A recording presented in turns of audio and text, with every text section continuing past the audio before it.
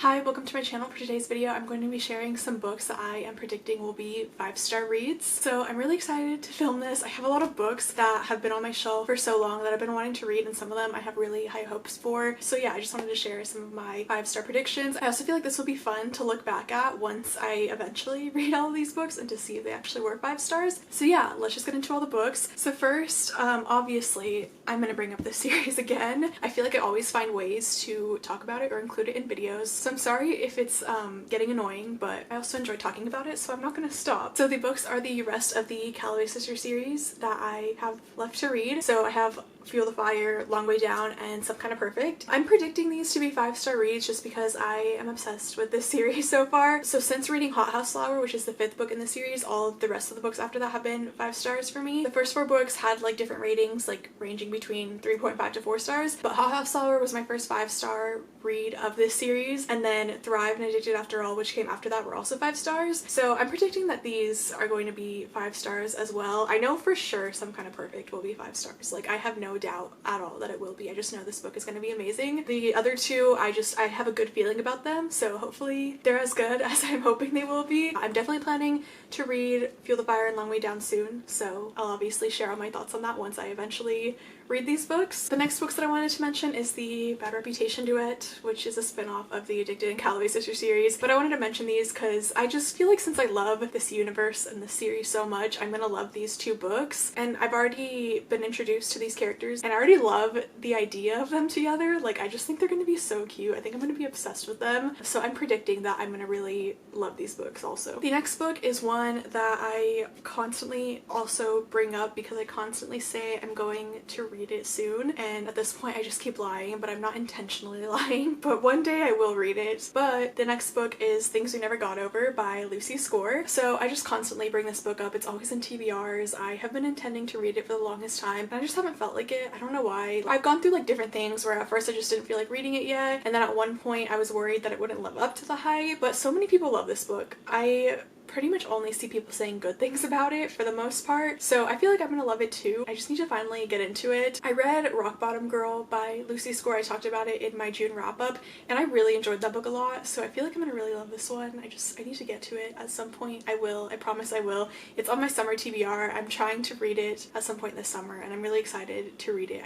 I haven't gotten to it yet. The next books I want to mention are the Dirty Air series by Lauren Asher. I've been saying I'm gonna also read this one and I haven't yet, but it's right behind me on my shelf right here. So yeah, I don't predict that all of these are gonna be 5-star reads, but I predict that at least one of them will be. I don't know which one. I just feel like I'm gonna end up really loving one of them. I've heard like the series, it seems to be one where it starts off kind of like slow and not that great, and then as you read each book it just progressively gets better. So I kind of feel like it's gonna be one of those type of things. So I'm hoping I love all of them, but I feel like at least one of them will be a 5-star read. So the next few books I have are kind of rom-coms, and I feel like rom-coms are iffy because most of the time I just think they're really cute, but I don't like absolutely love them. Like, I have a few rom-coms that I do absolutely love, but most of the time I think rom-coms are around like 4 stars, sometimes 4.5, but these I just have really high hopes for. So I'm gonna go ahead and mention them. So I have Love Her, Lose Her, and Tools of Engagement. So I've read a few other Tessa Bailey books. I read the first one in this series, which is Fix Her Up. I liked it. I thought it was really cute. I rated it 4 stars, but I kind of have higher hopes for these two. Like, I've heard really amazing things about both of these, and Love Her, Lose Her is a marriage and trouble trope, which I've talked about before, how I am obsessed with that trope, so I feel like this one's gonna be really good. Tools of Engagement, honestly at first I probably wouldn't have predicted this one to be 5 stars, but so many people love it, so I have high hopes for it now. Like, I think it'll be a good book, and I don't know, I kind of feel like it's possible that I might end up liking Tools of Engagement more than Love Her, Lose Her, but we'll see once I finally read it. But yeah, like I said, I've read some of her other books. None of her books have been 5 stars for me yet, so that's why I'm kind of like iffy on these two, but I also have high hopes for these. Like, I feel like they're gonna be really good, and yeah, I'm excited to read them, so we'll see how they go once I eventually get to them. These were also on my summer TBR, but we'll see if I get to them this summer. My next book, which I accidentally damaged now that I'm seeing I folded these pages back, but my next book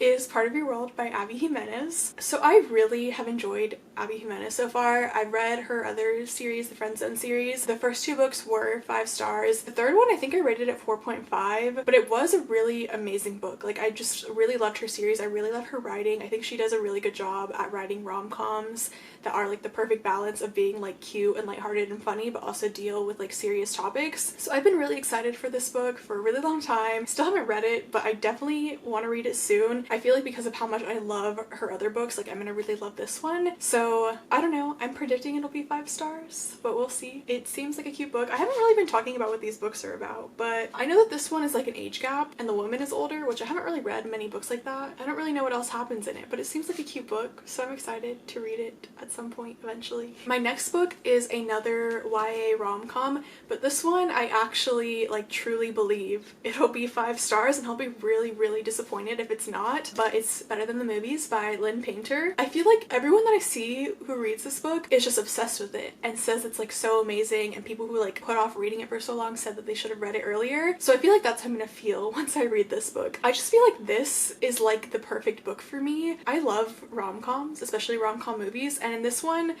every chapter starts with like a quote from a rom-com movie, and I just feel like I'm gonna really love this one. I feel like I'm gonna really love this character. I don't know, just something about it. I just think it's gonna be like the cutest book ever, and I think I'm gonna be obsessed with it. I just think it's gonna be one of those books also that I just will relate to. So I don't know, I'm just really excited for it. It seems like a really cute book, and I think it just has a lot of like really cute tropes that I normally enjoy, like fake dating. I think it's also kind of enemies to lovers. Is it fake dating? I don't know. I know she like has her neighbor like kind of help her get this other guy that she likes, and then obviously she starts to fall for her neighbor instead, and they kind of have like an enemies to lovers relationship. I definitely want to read this one like this summer. I've almost picked it up a couple times, so I know I definitely will be reading this one soon. The next book is The Simple Wild by K.A. Tucker. This one is one that I feel like so many people love and just say really good things about. In this book, the main character goes to Alaska like to see her dad, who she doesn't really have a relationship with, and she's from Toronto, and she kind of lives like this like more lavish lifestyle, but she goes to like Alaska and like the wilderness,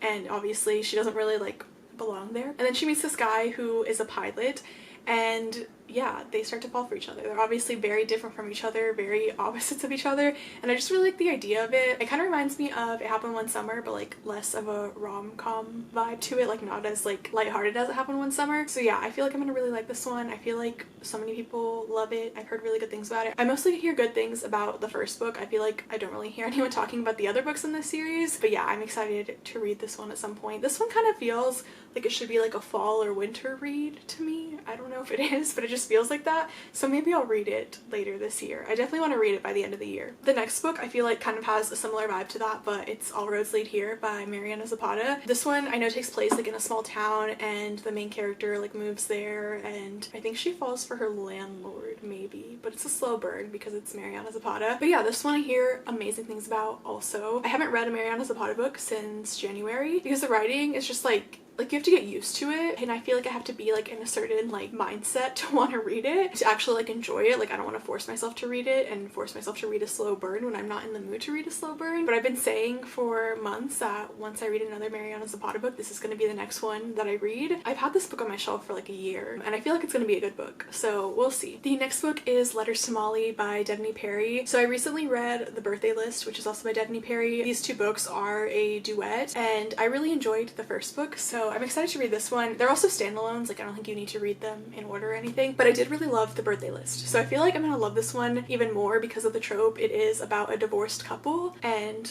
like I mentioned earlier, I love the marriage and trouble trope, even though they're already like divorced in this book, but it's a second chance obviously, and I'm really excited to read it. I've heard that it's really amazing, and it seems like this one might be better than the first book, so I'm excited to get to it. I loved the first one. I rated it 4.5 stars, so I think that this one is going to be really good. The next book is Binding 13 by Chloe Walsh, and again, I've heard really amazing things about this one, so I kind of have high expectations for it. I also heard it's a slow burn, and I didn't know that. Like I heard it's like extremely slow, so that kind of made me less excited to read it, but I've also heard it's really amazing and that it's a really amazing story. I feel like the people that I've seen talk about it have really loved this book, so I just have high expectations for it. I think that this one is going to be 5 stars, so hopefully it is. And my last book that I'm going to mention is Malibu Rising by Taylor Jenkins Reid. I love Taylor Jenkins Reid. She's one of my all-time favorite authors. Her books are all so amazing. All of her books that I've read have either been 4.5 or 5 stars, so yeah, I really love her writing. I love her storytelling. I think she's an amazing author, so I've been wanting to read this book because I feel like I'm just going to really love it, and then it's going to be a 5-star read. I have been saying I wanted to read it. I said I was going to read it this summer, so we'll see. Maybe I'll finally get to it. I'm excited for it. I feel